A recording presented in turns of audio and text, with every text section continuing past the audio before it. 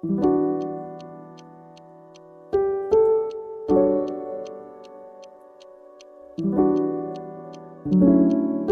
want you to try something for me right now, wherever you are. Just stop what you're doing for a second. Reach into your pocket, or maybe dig around in your bag. Pull out your wallet. Or, let's be honest, just unlock your phone and open your banking app. What are you actually looking at? It's usually a number, maybe a piece of paper with a dead president's face on it if you're, old school, That's right. or a little metal disc. We call it money. We obsess over it. We lose sleep over it. I mean, we spend the vast majority of our waking hours just trying to accumulate it. But here's the question that really kept me up last night while I was reading through this massive stack of research we've got. What is it? Right. And I don't mean physically. I know a dollar bill is a blend of cotton and linen. I mean functionally. Yeah. What is this thing? Yeah. Because if you look at the research we have today, and we have a huge stack from the Journal of New Finance, historical analyses from Mundell, papers on the philosophy of sound money, you start to realize something kind of, well, disturbing. Money isn't really a thing at all. It really isn't. And that's the first mental hurdle we have to clear. I think if you want to understand why your bank account works the way it does, or why Bitcoin exists, or even why inflation happens, you have to start thinking of money as a noun. You have to start thinking of it as a technology. A technology, like a steam engine or a microchip. Precisely. It is a tool that was invented, or maybe it's better to say evolved, to solve a very specific, very annoying human problem. And that problem is friction. Friction, the sheer difficulty of getting things done. So today we are going on a journey. We are doing a deep dive into the evolution of value. But we aren't just going to recite dates and list off a bunch of kings and queens. We're going to look at this through the lens of something called transaction cost economics. Which sounds incredibly dry, I know. But Yeah. stick with us, because it's actually the secret code to understanding, well, most of history. We're going to trace the evolutionary route of value. From these giant stone discs on the Yap Islands all the way to the algorithm-backed blocks of the 21st century. And the Journal of New Finance frames this entire history, 3,000 years of it, as just this relentless, desperate quest to lower the cost of doing business. We want to trade cheaper, we want to trade faster, and we want to trade without getting ripped off. That's the engine of history right there. We have an incredible mix of sources to help us navigate this. We've got archaeological papers on the birth of coinage in ancient Turkey. I mean, it's forensic stuff like CSI for ancient coins. Wow. We have deep dives into the Bretton Woods Agreement, which, basically set up the world we live in today. And then we have some pretty mind-bending academic journals analyzing decentralized finance. It's a journey from the mud to the cloud. Let's start in the mud. Or maybe the barn. Before we had money, we had barter. And in school, they teach you that barter is simple. I have extra corn, you have extra shoes, I want shoes, you want corn. We swap, everyone's happy. It sounds lovely, doesn't it? The sort of simple, rustic exchange. But in reality, barter is a nightmare. Why is it a nightmare? Because of the fundamental problem of exchange. We've got a great source from James Caton and Cameron Harwick in the Journal of New Finance that just breaks this down perfectly. The problem is that the scenario you just described, the corn for shoes, it almost never happens. Because the shoe guy might not want my corn. Right. Let's say you are the corn farmer. You need shoes. So you walk into the village dragging your sack of corn. You find the cobbler. You say, I'll give you this corn for a pair of boots. And the cobbler just looks at you and says, I'm good on corn. My pantry is full. But I do need timber to fix my roof. So now I'm stuck. I have corn, I need shoes, but to get the shoes, I had to find timber first. Exactly. This is what economists call the double coincidence of wants.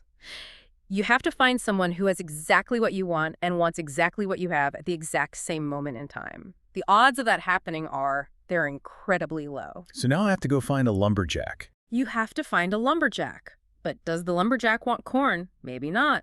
Maybe he wants a new axe. So now you have to find the blacksmith. You see the problem. You're running around the village, wasting days, maybe weeks. And meanwhile, my corn is rotting. That is the storage cost. Yeah. And you are hauling this heavy sack of corn everywhere. That is the transportation cost.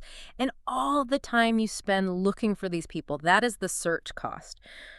Barter is incredibly expensive in terms of time and effort. It's pure friction. So did someone just wake up one day and say, this is ridiculous, let's invent money? You would think so, but no, it wasn't an invention like the light bulb. It wasn't some eureka moment.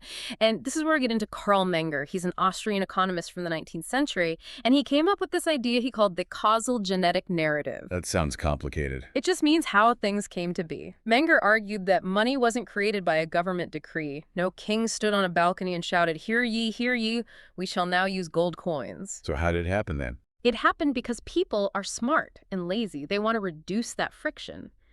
So go back to your corn problem.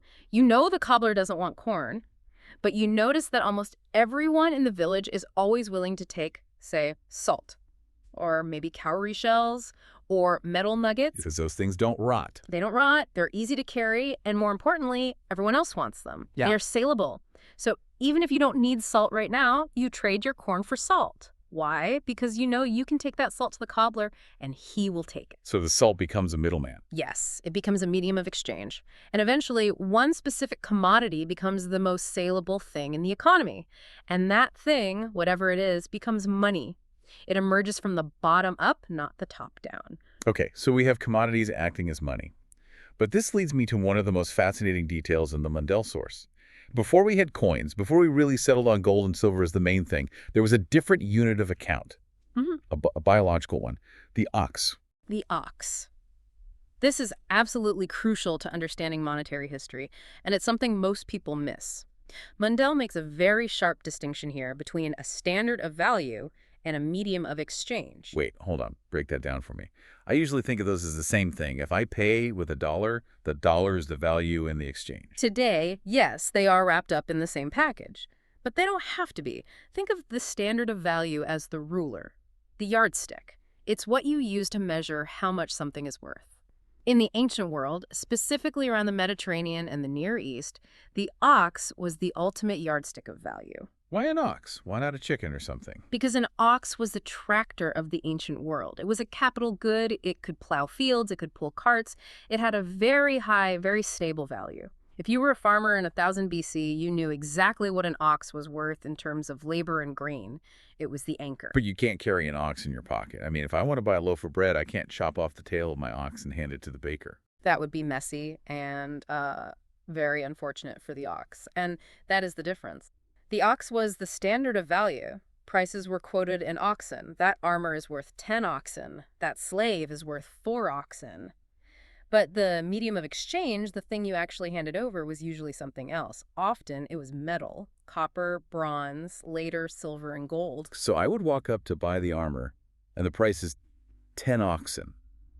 But I would pay in a pile of copper that is equal to the value of 10 oxen. Exactly. It's a dual system. It's actually not that different from how we talk about Bitcoin sometimes. You might pay someone in Bitcoin, but you usually agree on the price in dollars first. I'll send you $50 worth of Bitcoin. The dollar is the ox. Bitcoin is the metal. That helps it click. So the ancient world is using this metal to pay for things. Yeah. But that brings us back to friction. Using raw metal is a pain, isn't it? It is a massive pain. Imagine every time you want to buy a goat, you have to pull out a bag of random silver nuggets. They are all different shapes and sizes. I'd have to weigh them. You have to weigh them, yes. But worse, you have to know if they are pure. Is that really silver or is it lead-painted silver? Is it gold or is it brass? Every single transaction requires a science experiment. You need scales, you need testing tools. That is a high verification cost. Extremely high. It slows trade down to a crawl. High. If you and I have to spend 20 minutes testing the metal every time we trade, we just aren't going to trade very often. We needed a way to standardize the metal, to verify it once and then never have to verify it again. And this is where we get the birth of the coin. The birth of the coin. So let's travel. We are going to the 7th century BC. We are in Asia Minor, which is modern-day Turkey, the Kingdom of Lydia. Now, if you go to a pub trivia night, the answer to who invented money is always the Lydians. But Robert Mundell, in his paper The Birth of Coinage, says, well, not so fast. Mundell is a forensic accountant when it comes to history. He went back to the primary source, the Greek historian Herodotus. And Herodotus wrote that the Lydians were the first to use gold and silver coins. He didn't say they were the first to use coins, period. There were other things before. Oh, yeah. There were spits, or skewers, called obols in Greece. There were rings in Egypt. But Lydia is where the modern coin, a standardized lump of precious metal with a stamp, really takes off. And we know this because of an archaeological discovery that feels straight out of Indiana Jones. The Temple of Artemis in Ephesus. one of the seven wonders of the ancient world, a massive, beautiful temple. In 1904 and 1905, the British Museum was excavating there. They dug down beneath the foundations of the temple into the wet, marshy soil, and they found a pot. A pot of gold. Better, a pot containing 93 pieces of electrum. Electrum. That's a word we don't hear often. Sounds like something a superhero is made of. It's actually a natural alloy. In Lydia, there was a river called the Pactolus. The legends say King Midas washed his hands in that river to get rid of his golden touch, and that's why the river sands were full of gold. But in nature, gold is rarely pure. It's mixed with silver. That natural mix is electrum. So they find these 93 nuggets in a pot. What did they look like? Were they round and shiny like a quarter? No, they were primitive. Some are just bean-shaped lumps. Some had rough scratches on the surface. But some had stamps. Impressions punched into the metal with a hammer and a die. There were lions, there were bulls, and there is one famous coin, the Phanes coin. Tell me about Phanes. It's a stag of deer grazing, and above it, in Greek, it reads, "I am the badge of Phanes." That sounds incredibly personal. I am the badge of Phanes. Who was this guy? That is the mystery. Historians have been fighting about this for a century. Was he a king? Maybe. Was he a wealthy merchant who was rich enough to mint his own cash? Possibly. My favorite theory is that he was a mercenary general. A mercenary. Think about it. You are a general, you have an army of soldiers, you need to pay them. Handing out random lumps of metal is a headache. So you take your metal, you stamp your own badge on it, and you say, this is what I pay you with. And if you want to buy supplies from the camp merchants, you use this. It's a closed-loop economy. So the stamp is a guarantee. It's felony saying, I promise this is good metal. Exactly. The stamp transfers the trust from the metal to the person. You don't have to trust the lump, you have to trust Phanes. But wait, if electrum is a natural mix of gold and silver, doesn't the mix vary? I mean, one nugget might be 80% gold and another might be 40% gold. You hit the nail on the head. That was the huge problem with electrum. It's inconsistent. If I hand you a nugget, you don't know if it's high-value gold or low-value silver. So how do they know? They used a touchstone. It's a dark, siliceous stone. You scratch the coin on the stone, and it leaves a streak. Then you compare the color of that streak to a set of master needles with known gold content. If the color matches the 80% needle, you know the coin is 80% gold. Okay, so they had a way to test it. Yeah. But here is where the story gets really juicy. The Mundell source suggests that the invention of coinage wasn't just about making trade easier. It was about, well, a scam. A scam is a harsh word, but maybe accurate. Mundell analyzed the gold content of those coins found in the pot. The natural electrum from the river was usually about 70 to 80% gold. But the Lydian coins, the ones minted by the state, they had much less gold. Some were 55%, some even lower. They had been diluted with silver. Wait, so the king takes the natural gold, melts it down, adds a bunch of cheap silver, stamps a lion on it, and says, this is a full-value coin. Yes, and because it has the king's stamp, he forces people to accept it at full value. That is sneaky. It is brilliant. It is the birth of seigniorage. That's the profit made by the issuer of money. If it costs me $50 of gold to make a coin, but I can force you to accept it as $100 of value, I have just made $50 of free profit. But wouldn't the merchants figure it out? If I'm a merchant and I scratch that coin on my touchstone and see it's diluted, I'm going to reject it. You would try. But if the king says, this is legal tender, if you don't accept it, you don't trade in my market, what are you going to do? I see. So the stamp wasn't just a guarantee of quality, it was a declaration of authority. It was the first fiat. The value came from the king's decree, not just the metal content.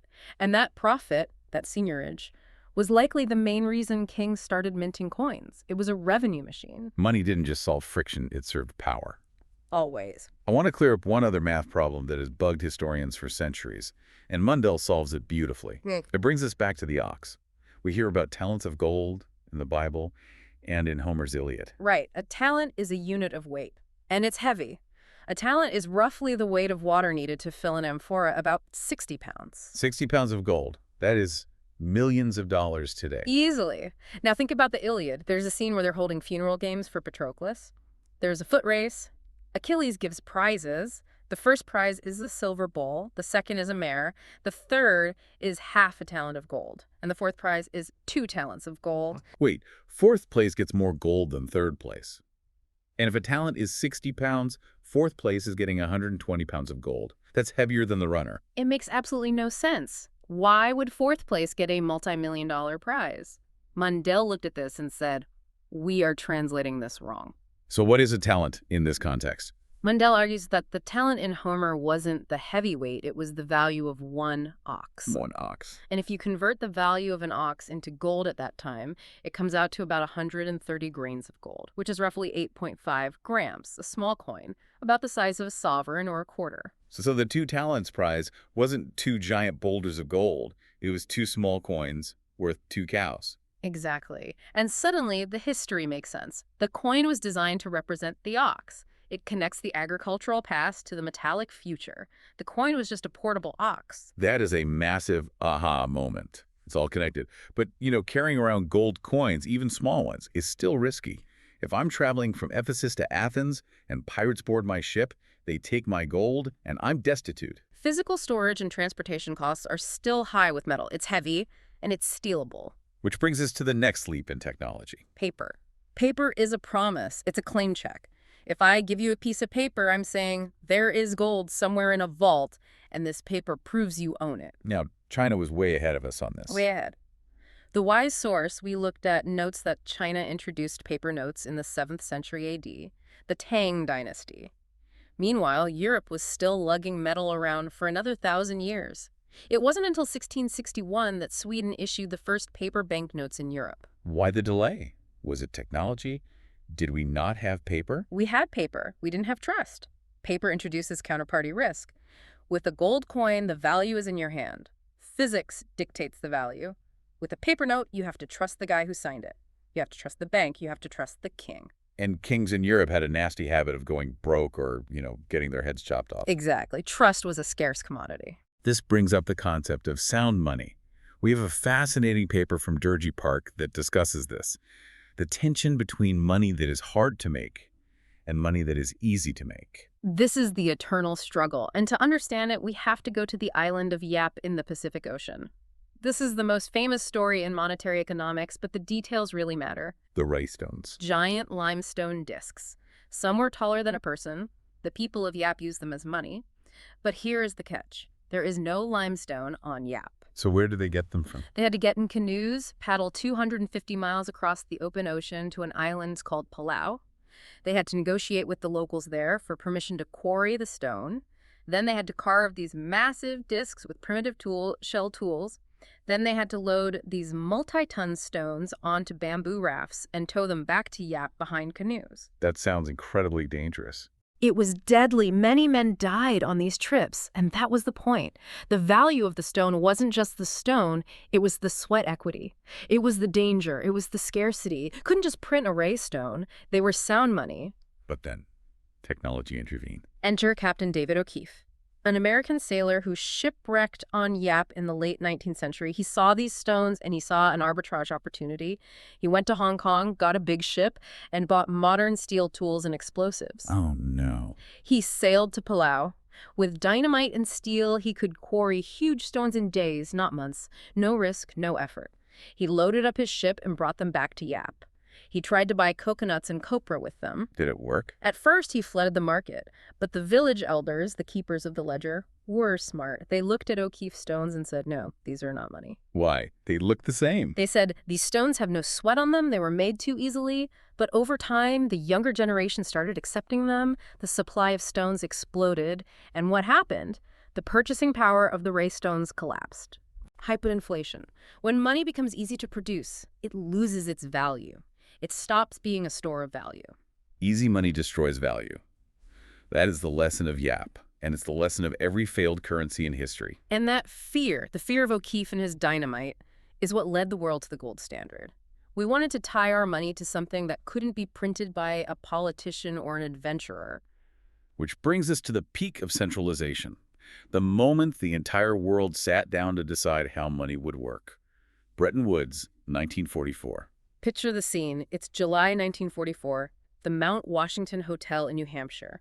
World War II is still raging, but the Allies know they are going to win. They need to figure out what the post-war economy is going to look like. The world is a mess. Currencies are destroyed. Trade is basically stopped. 730 delegates from 44 nations gather, and it really comes down to a boxing match between two men. In the red corner, representing the British Empire, is John Maynard Keynes. The most famous economist in the world. Brilliant, intellectual, but representing a dying empire. Britain is bankrupt. And in the blue corner, representing the United States, is Harry Dexter White. A Treasury official. Tough, pragmatic, and representing the new superpower on the block. Keynes had this vision. He wanted to solve the friction of global trade by creating a neutral international currency. He called it the Bancor. The Bancor. The idea was that no single country's currency would dominate. It would be a global unit of account managed by a global central bank. It was designed to be fair, to prevent the U.S. from bullying everyone else. And what did Harry Dexter White say to that? He essentially said, "That's a cute idea, John, but we have all the gold." The golden rule. He who has the gold makes the rules. America held the vast majority of the world's gold reserves. White used that leverage to crush the Bancor idea. Instead, he pushed for a system centered entirely on the U.S. dollar. And he won. He won decisively. The Bretton Woods Agreement stated that the U.S. dollar would be the world's reserve currency. The dollar would be pegged to gold at $35 an ounce. And every other currency, the pound, the franc, the lira, would be pegged to the dollar. So it was a chain of trust. If I'm a French merchant, I trust the franc because it's tied to the dollar, and I trust the dollar because it's tied to the gold in Fort Knox. Precisely. And for a while it worked. It created a golden age of stability. Transaction costs for international trade plummeted because you didn't have to worry about exchange rates fluctuating wildly. But there was a bug in the system, a fatal flaw. The Triffin dilemma, named after the economist Robert Triffin. Okay, break that down for us. Imagine a small town where everyone uses Bob's IOUs as money because Bob is the richest, most trustworthy guy in town. As the town grows, people need more IOUs to do business. Bob has to write more and more IOUs to keep the economy moving. But eventually, Bob has written so many IOUs that people start to whisper, does Bob actually have enough cash to pay all these off? Bob is the U.S., and the IOUs are dollars. Exactly. The world economy was growing fast. Everyone needed dollars to trade oil, cars, wheat. The U.S. printed dollars to supply the world. But the U.S. gold supply was relatively static. Yeah. By the 1960s, there were way more paper dollars circulating overseas than there was gold in Fort Knox to back them. The bluff was getting dangerous. And in 1971, the bluff was called. Countries like France started to get nervous. They looked at their pile of dollars and said, you know what? We'd prefer the gold, please. They started redeeming dollars for bullion. It was a bank run on the United States. It was. President Nixon was briefed that if this continued, the U.S. would be out of gold in a matter of weeks. He had to make a choice. Crash the economy or break the promise. So on August 15th, 1971. The Nixon shock. He went on television and unilaterally suspended the convertibility of the dollar into gold. He severed the link. And in that moment, the ox died. The anchor was gone. We moved from commodity money to pure fiat money. Since 1971, the dollar and every other major currency is backed by nothing but faith. The Investopedia source puts it brutally. It is backed by the U.S. government's ability to generate revenue, Which means taxes. and the ability to print more. So here we are today. We live in a world of floating fiat. Money is easy to send, relatively. I can tap a card. But the friction isn't gone, is it? Not at all. We just hit it. What do you mean by that? Think about when you buy a coffee. You tap your card, it goes beep. You think the money moved? It didn't. All you did was send a message to your bank, which sent a message to a payment processor, which sent a message to the merchant's bank. Settlement takes days, and everyone in that chain takes a cut. The trusted third party. That is the cost. In a fiat system, you cannot send value to me digitally without asking permission from a bank, and that bank charges enforcement costs. They have to verify who we are, prevent fraud, and keep the ledger. That costs billions of dollars a year. And this brings us to the next evolution, the digital revolution. And I don't mean PayPal. I mean the attempt to remove that third party entirely. We are going back to the Journal of New Finance paper. It argues that Bitcoin wasn't just a speculative mania. It was a computer science breakthrough designed to solve a very specific problem. The Byzantine generals problem. Okay, I have heard this term thrown around at parties, usually by guys who want me to buy crypto, but I need you to explain it like I'm 5. Or maybe. Like I'm a general. Let's roleplay. You are a general of the Byzantine army. You are camped on the North Hill overlooking an enemy city. Okay, I'm on the North Hill. I have my troops. I am a fellow general. I am on the South Hill with my troops. We know that if we attack together, we win. If we attack separately, we die. We need to agree on a time, say dawn tomorrow. So I send a messenger to you. Attack at dawn. But the city is in the middle. Your messenger has to sneak through the enemy lines. Maybe he gets captured. Maybe the enemy replaces him with a spy who comes to me and says, attack at noon. So you attack at noon, I attack at dawn, and we both get slaughtered. Exactly. Or maybe I'm a traitor. Maybe I tell you, yes, Dawn, but I secretly stay in bed. How do we achieve consensus? Absolute agreement, without a king in the middle telling us both what to do. In the banking world, the king is the bank. The bank sees both our accounts and says the money moved. Right. The bank is the central authority. But in a decentralized network like the internet, there is no center. For decades, computer scientists thought it was impossible to have digital money because you couldn't solve this problem. You couldn't stop people from copying and pasting the digital money, the double spend problem, without a central server. How did Bitcoin solve it? With proof of work. It requires the messengers, the miners, to expend real-world energy electricity to solve a math puzzle. It makes it incredibly expensive to lie. If I want to hack the ledger and say, I didn't pay you, I would have to spend more electricity than the entire rest of the network combined. So the security isn't guaranteed by a lawyer or bank manager. It's guaranteed by thermodynamics. Physics and math. The ledger enforces itself. The Journal of New Finance calls this a massive reduction in enforcement costs. You don't need the bank building, the vault, the security guards. You just need code. And the source cites some wild numbers on this. They do. They cite a study showing that blockchain reduced time costs in commodity trading by 41%. Think about shipping containers. The paperwork alone is a nightmare. Putting that on a shared ledger cuts the friction almost in half. But it's not just for big shipping companies. This is where the story gets really human. Financial inclusion. This is critical. If you live in the US or Europe, you might look at crypto and say, why bother? My Visa card works fine. You are financially privileged. But if I'm in Nigeria? The Dergy Park source and the Journal of New Finance highlight this. In Nigeria or Vietnam or Argentina, the local currency might be losing 20, 50, 100% of its value a year. Inflation is eating your life savings. And maybe you can't get a bank account because you don't have the right paperwork, or the nearest branch is 50 miles away. So crypto isn't a stock market for them, it's a life raft. Exactly. They mentioned BitPesa in Africa. It's a service that connects mobile money M-Pesa, which runs on flip phones, to Bitcoin. It allows a small business owner in Kenya to pay a supplier in China. How does that work? The Kenyan pays in shillings via their phone. BitPesa converts it to Bitcoin, shoots it across the world instantly, no banks, converts it to Chinese yuan, and pays the supplier. It bypasses the correspondent banking system, which is slow and very expensive. It reduces the transaction cost of globalization. And there is a darker side to the need for this too, authoritarianism. Yes. The paper notes that crypto assets are censorship resistant. If you are a protester in a regime that doesn't like you, the first thing they do is freeze your bank account. They turn off your money. We saw this with the Canadian truckers, we see it in Russia, we see it in Nigeria during the NSARS protests. You can't freeze a Bitcoin wallet if you don't have the private key. It separates money from the state's control. It provides property rights where the legal system fails. But let's be real, it's not all sunshine and freedom. There are new frictions. Using this stuff is hard. Managing your own keys is scary. And then there is DeFi, decentralized finance. This is the next layer. We aren't just sending payments. We are replicating Wall Street lending, borrowing, trading on the blockchain. But here is the problem. Transaction cost economics identifies. Identity. If I walk into a bank for a loan, they check my credit score. They know who I am. If I don't pay, they sue me. That is an information cost. The bank spends money to know you. In DeFi, you are just a wallet address, 0 by 123. I don't know who you are. I can't sue you, so how can I possibly lend you money? Usually they demand collateral. Give me $150 of Bitcoin and I'll lend you $100 of dollars. Which is safe, but it's capital inefficient.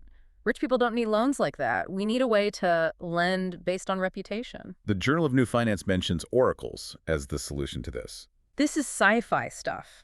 An oracle is a bridge. Imagine a piece of software that can look at your real-world bank account, verify you have a steady income, and then tell the blockchain this guy is good for it without actually revealing your name to the lender. Contingent anonymity. Exactly. It attempts to lower the privacy cost. You get to keep your privacy, but the lender gets their security. It's still experimental, but it's the direction the tech is moving in. However, the empire is striking back. Governments are not sitting idle. watching their monopoly on money evaporate. No, they are not. Enter the CBDC, central bank digital currency. Now, I have heard people say, what's the big deal? My money is already digital. This is a massive misconception. The money in your Chase app is a liability of Chase Bank. It is commercial bank money. A CBDC would be a direct liability of the Federal Reserve. It's like digital cash handed to you by the government itself.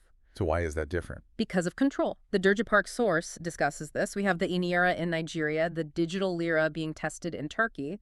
These are permission systems. Meaning the government sees everything. Everything, every single transaction. But it goes further than that. CBDCs can be programmable. Programmable money. Give me a scary example. Okay. Imagine the government wants to stimulate the economy. They send you $1,000 in CBDC, but they program it with an expiration date. You must spend this within 30 days or it vanishes. That forces me to spend. Or imagine they want to fight climate change. They program the money so you can only buy a certain amount of meat or gasoline per month. Once you hit your carbon limit, your money stops working for those items. I'm sorry, Dave. I can't let you buy that steak. Exactly. It creates a system of perfect control. It is the ultimate reduction in transaction costs for the state tax collection is automatic. Fines are automatic. But it is a massive increase in privacy costs for the citizen. It's a panopticon. So we are heading toward a fork in the road. On one side, we have decentralized private money like Bitcoin. On the other, we have centralized surveillance money like CBDCs. That is the battle of the 21st century. The Derji Park source quotes Friedrich Hayek, the famous economist. He said back in the 70s, "We can't take money violently out of the hands of government. All we can do is by some sly, roundabout way, introduce something they can't stop." Bitcoin is the sly, roundabout way. And CBDCs are the government trying to build a moat. This brings us back to the philosophy of value. We talked about the rice stones being sound money because they were hard to make. The Derji Park paper uses a term for this, stock to flow. It's a ratio. The stock is how much of something exists. The flow is how much new stuff is made every year. Gold has a very high stock to flow. All the gold mine in history fits in a few swimming pools, and we only add about 2% to that pile every year. It's scarce. And fiat money. The stock to flow is whatever the government wants it to be. During COVID, the flow of US dollars was vertical. We printed trillions. And Bitcoin. Bitcoin is programmed to have a high stock to flow. Every 4 years, the halving happens. The amount of new Bitcoin created gets cut in half. Eventually, the flow goes to zero. It is designed to be the hardest money ever created. Harder than gold. And why does this matter to the average person? Why should you care about stock to flow? Because of the Cantillon effect. We save the best for last. This is the concept that makes your blood boil once you understand it. Richard Cantillon was an 18th century banker. He realized that when new money enters the economy, when the king prints coins or the Fed prints dollars, it doesn't appear in everyone's pocket at the same time. Who gets it first?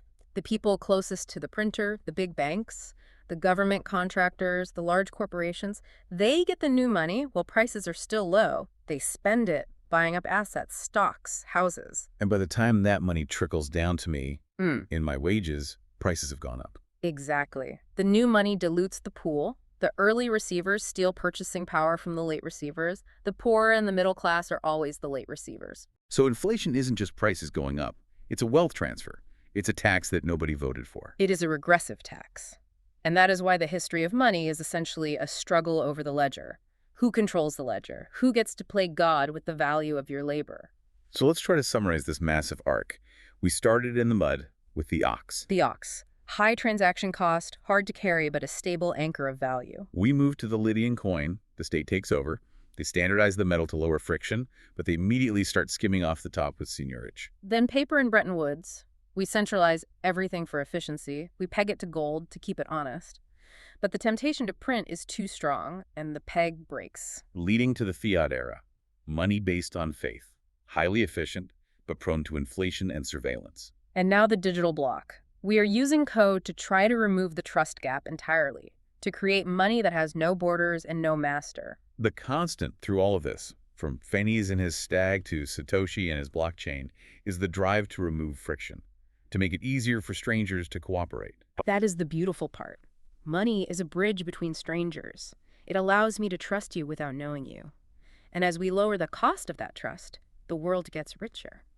I want to leave you with a final provocative thought that came to me Well, reading the wise source, they talk about money without borders. And the Durja Park source talks about money without state. Go on. If money is just a ledger, and we can now run that ledger on a decentralized network that no government controls, what happens to the nation state? That is the trillion-dollar question. Think about it. For 3,000 years, to be a king meant to control the money. If you lose the power of seigniorage, the power to print, and you lose the power of surveillance, the power to see taxes, can you still run a country? You certainly can't run it the way they do now. We might be witnessing the separation of money and state, just like we had the separation of church and state.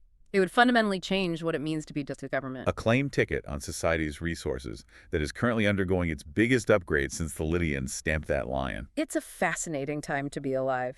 So next time you tap your phone to pay for a coffee, take a second. Realize you're using a technology that ancients would have killed for. And realize that the future of that technology is still being written right now. Thanks for diving deep with us. Always a pleasure. Keep thinking. See you next time.